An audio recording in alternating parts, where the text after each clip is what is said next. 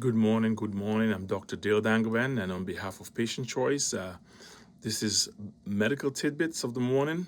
And Happy New Year's to everyone. I said I would be restarting this in the new year, and that's what I'm about to do. And this week, I'm going to concentrate on some of the things that I do, as a general surgeon. And today, I want to talk about gallbladder disease, specifically cholecystitis. And folks might say, well, it's a big term, but we have to familiarize ourselves with these terms, okay? So cholecystitis is inflammation of the gallbladder, right? And this is caused usually by obstruction of the cystic duct, the duct that drains the bile from the liver into the gallbag, okay? And if that gets obstructed, then the bile sits in there, the gallbladder gets distended, and inflammation kicks in, okay? And then from that, you can get infection or even what's called necrosis, where the gallbladder wall starts to break down, all right? What are some of the causes of cholecystitis? One of the most common causes of acute abdominal pain requiring hospitalization is cholecystitis, right? And it's more common in females, right? Patients over the age of 40, obese individuals, patients who undergo rapid weight loss for whatever reasons, a pregnancy, right? So all of these are strongly associated with cholecystitis, all right? You have different types of cholecystitis. And again, it's important to know these terms. Acute calculous cholecystitis. Let me break that down. Acute meaning it's happening now. Calculus means stone, right? And then cholecystitis, inflammation of the gallbladder, right? So this is about 90 to 95% of the cases of cholecystitis. And that, as it says, acute calculus, meaning stone, it's caused by gallstones obstructing that cystic duct that I talked about, right? Leading to the inflammation and the swelling in the gallbladder wall. Then there is acute acalculous cholecystitis. Acalculous means without gallstones, right? So you can get that 5% of patients can have inflammation of the gallbladder without having gallstone. But that's typically seen in patients in the ICU, critically ill patients, patients with severe trauma, burns, sepsis, okay? They can lead to this acute acalculous cholecystitis that I'm talking about, all right? And that subset of patients have a higher risk of gallbladder gangrene, the gallbladder perforating, and obviously a higher rate of mortality with these things. Now, you could also have chronic cholecystitis, right? Which is recurrent, it occurs, it resolves, it occurs, and this is, again, repeated gallstone obstruction, right? And it leads to what's called fibrosis. The gallbladder starts getting hard, okay? The gallbladder wall gets very thick, all right? And then the gallbladder cannot function and do what it's supposed, to do, okay? So just remember everything I just said, right, in terms of how this occurs. How does it present? So you're aware. I don't want folks to just, start putting things together and say, well, I have this and I have that, all right? The symptoms is right upper quadrant. Your right side under your rib cage, okay? With severe pain, it's constant.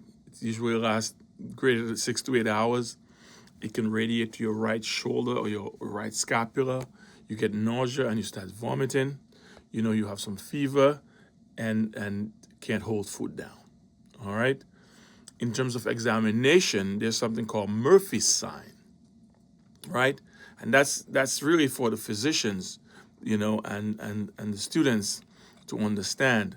Murphy's sign is when you palpate the right upper quadrant and the patient stops breathing, right? Inspiration is called inspiratory arrest, meaning that the pain is so bad that the patient stops, holds the breath, when you palpate the right upper quadrant. Obviously, right upper quadrant tenderness, fever, high heart rate, all these things are signs on physical exam. All right, but again, you have to put everything into context in terms of lab work, ultrasound, to put everything together. All right, and again, the laboratory findings and the imaging, which the ultrasound, as I mentioned, is the first line.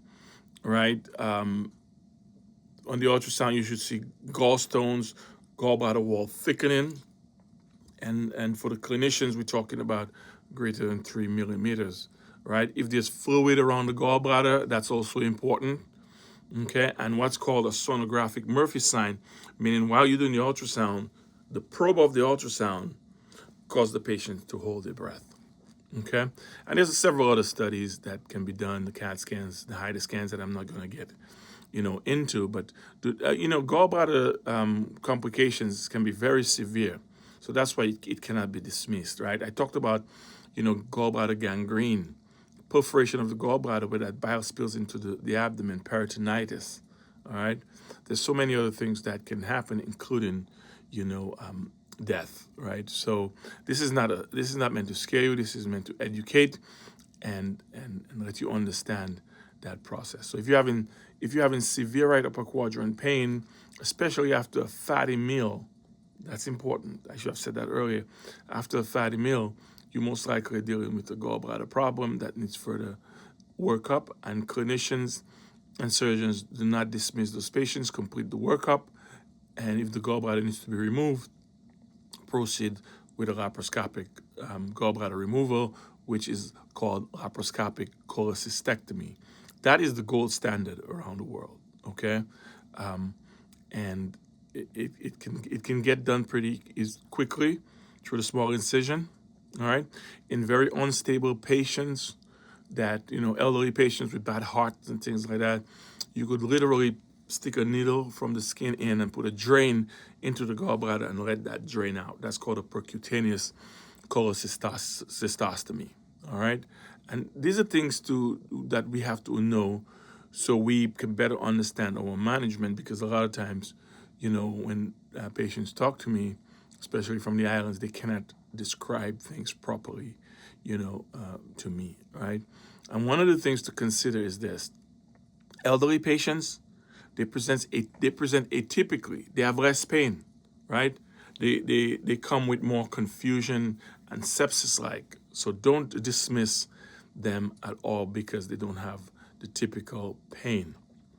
Okay, but they have a higher risk of complication. Diabetic patients.